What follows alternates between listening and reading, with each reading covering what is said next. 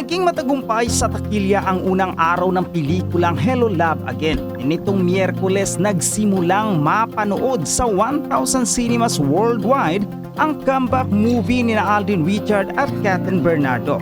Sa Pilipinas, ang sequel ng Hello Love Goodbye ay nagbukas sa mahigit 600 cinemas. Ito ang highest number of cinemas na nakita sa isang Pinoy film.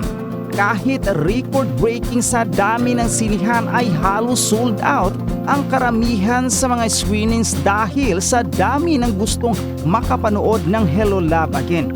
Ayon sa ulat ng ABS-CBN, umabot ng 85 million ang kinita sa unang araw ng pagpapalabas nito sa mga sinihan sa Pilipinas. Ito nga ang highest opening gross ng isang pelikulang Pilipino. Thankful naman si Alden sa record-breaking na tagumpay ng kanyang bagong pelikula. Pero kahit nga ang laki na nagkinita ng Hello Love Again ay patuloy pa rin sa pag-promote sina Kathryn at Alden. Ang sipag nga ng dalawa na mag-tour sa mga sinihan at gayon din sa pagpunta sa mga black screening. Samantala, viral ngayon ang naging reaksyon ni Kathryn Bernardo at Alden Richard matapos nilang malaman na tumabo na ng 85 million ang kinita ng pelikula nilang Hello Love Again. Sa unang araw pa lamang ng pagpapalabas nito noong Miyerkules, ipinasa ng mga kapden sa kani-kanilang social media ang naging eksena ng dalawa kung saan umapaw sa kaligayahan ang kanilang mukha. Mistulang napayes pa ang dalawa habang binatak papasok ang kanilang mga kamay at itinaas pa saglit ang kanilang mga paa. Kuha ang reaksyon ni Kathryn Bernardo at Alden Richard sa panayam ng TV Patrol showbiz reporter na si MG Felipe ang reaksyon ng dalawa. Pero bago pa naman ito, nalaman na ni Kathryn sa kanyang ina si Man Bernardo ang balita sa kinita ng Hello Love Again dahil naipost sa social media ang pagpasok ng nanay ng box office queen sa kwarto nito habang ito ay nahihimbing sa pagtulog. Ibinalita nga ni Mami Men kay Kathryn ang resibo ng first day ng pelikula.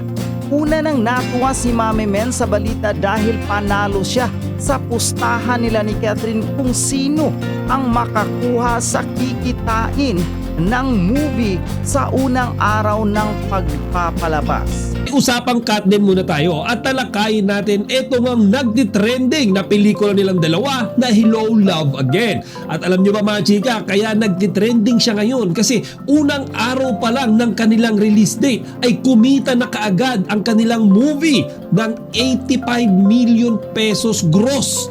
So mga chika, ganyan kalaki. And sabi nga nila mga chika, this is the biggest earning, gross earning ng isang pelikulang Pilipino sa unang araw pa lang ng kanilang release date. So ganyan kalakas mga chika, sila Kathryn Bernardo at Alden Richards. And I think hindi naman sila nagustuhan ng mga tao lang individually, hindi dahil gusto nila si Kathryn, hindi dahil gusto nila si Alden, pero gusto ng mga tao mga chika ay yung partnership or yung love team nilang dalawa. Actually, ang unang presumption ko dyan mga chika, sa first day ng Hello Love Again, kikita yung pelikulang ito ng 40 to 50 million pesos. Pero nagkamali ako kasi na doble pa pala nila halos yung aking expectation. Isipin nyo 85 million kung matatandaan nyo hindi naman sa nagko-compare. Pero yung recent movie ni Julia Barreto at Joshua Garcia na Unhappy For You, first day mga chika, yung gross earning ng kanilang pelikula ay kumita ng 20 to 25 million, around that number.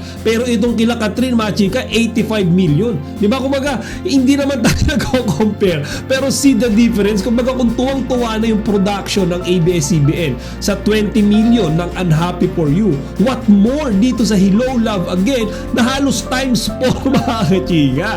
And I expect nothing less from Kat din. Lalo na at sequel pa ito nung una nilang pelikulang ginawa na Hello Love Goodbye. And mga chika, isi-share ko lang din sa inyo kasi napanood ko na itong movie. Actually kahapon pumila ako sa SM Fairview para makanood lang ito mga chika. Ang daming tao as in siksikan sa sinihan, pero kahit papano ay nakapasok naman ako, and I want to share with you mga chika, no, a few idea, a few context ng pelikula na napanood ko.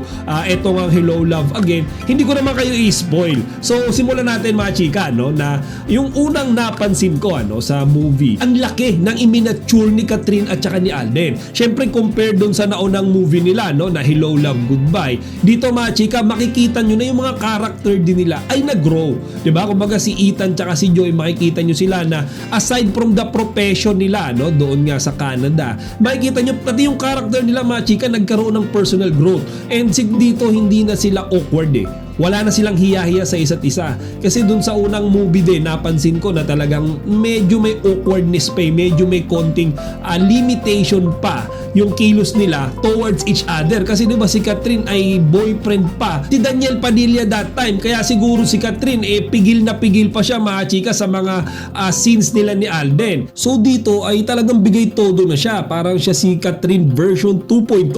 So mga chika, mas more realistic yung mga eksena nila ni Alden, mas mapipil mo mga chika sa galawan tsaka sa acting ni Catherine, yung sincerity.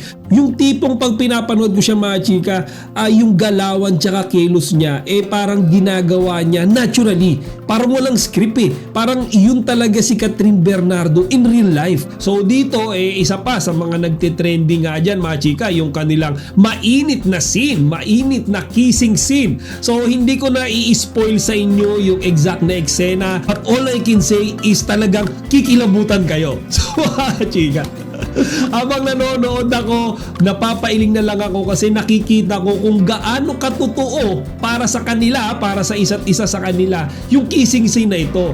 Hindi siya yung typical na kissing scene na ginagawa dahil uma-acting kayo, dahil alam niyo yun, kailangan or utos ng director. Hindi mapipil nyo dito sa mainit or nagtitrending na kissing scene nila na ito, na silang dalawa ay gusto yung ginagawa nila.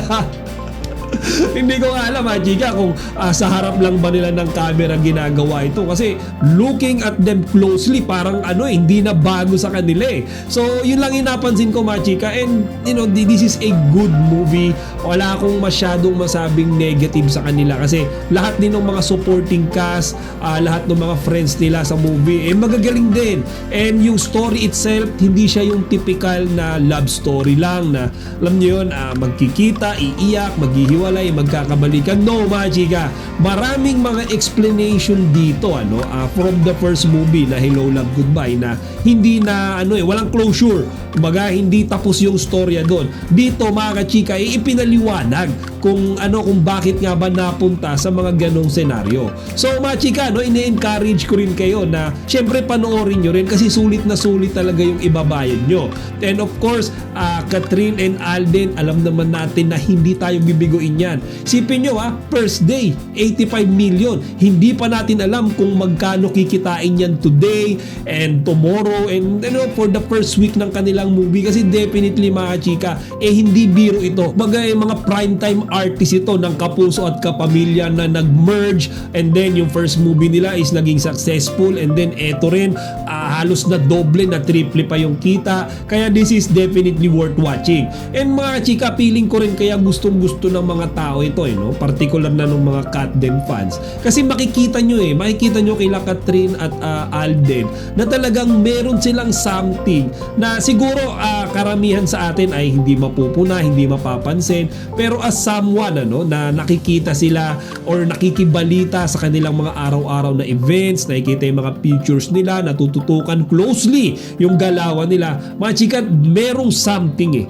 siguro hindi pa ngayon, this is not the right time para sa kanila para aminin kung ano yung meron sila. Pero there's a huge possibility, personally for me, na meron na silang relasyon Siguro magmamaterialize ito mga chika in the future. Alam nyo na, only time will tell. Pero feeling ko darating at darating yung time na aamin sila mga chika na silang dalawa ay official ng mag-boyfriend-girlfriend. At yan ang aabangan natin sa Catden.